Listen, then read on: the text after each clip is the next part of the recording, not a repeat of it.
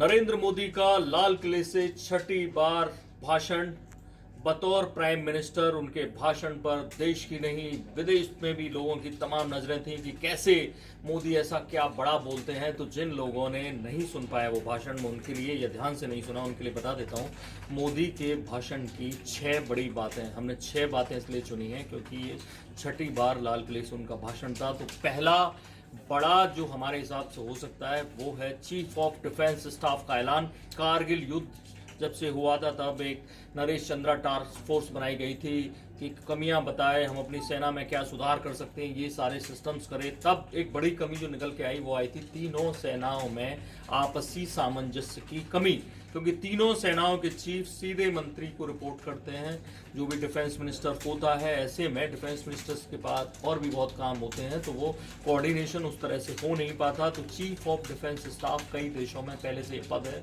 इसका ऐलान किया नरेंद्र मोदी ने। लाल किले से CDS कहा जाएगा, जो तीनों जो सेनाओं के बीच जो उनकी समस्याएं हैं, परेशानी है या मुसीबत या शांति के काल में जो तीनों का कोऑर्डिनेशन करना है, उनमें CDS ये काम करेगा। पहला बड़ा ऐलान।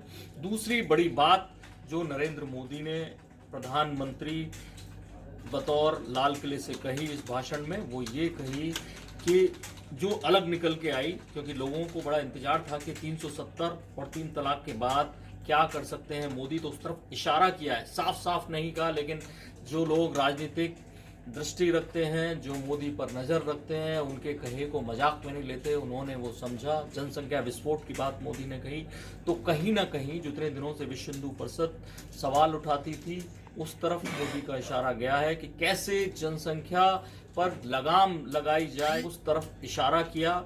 एक जो बात कही वो उन्होंने कही कि इससे निपटने के लिए केंद्र को भी योजना की जरूरत है और राज्य सरकारों को भी योजना की जरूरत है, और इसको सामाजिक मुद्दा बताते हुए देश के लिए जरूरी बताया। और जो लोग कम बच्चे पैदा कर रहे हैं, छोटा परिवार रख रहे हैं, उनको देशभक्त बताया और उनका सम्मान करने की जरूरत बताया। दूसरी बड़ी बात ये रही।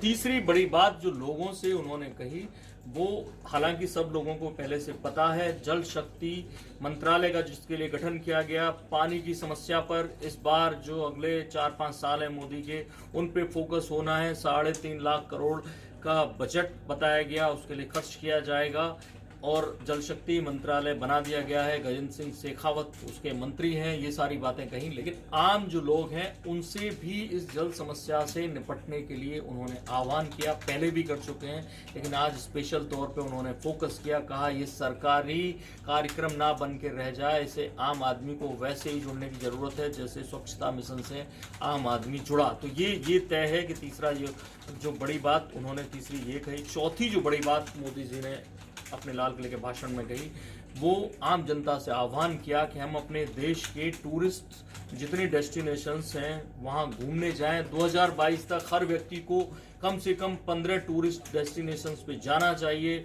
सेल्फी लवर है मोदी जी, ऐसे में लोग वहां जाएंगे, सेल्फी लेंगे और वो सोशल मीडिया पर पोस्ट करेंगे, तो एक तो टूरिज्म बढ़ेगा, लोगों को उत्सुकता बढ़ेगी वो कहाँ गए। इससे टूरिज्म इंडस्ट्री को बहुत बड़ा फायदा होगा और ऑलरेडी लगभग जो विदेशी टूरिस्ट हैं वो डबल हो गए पिछली बार मोदी के कार्यकाल में।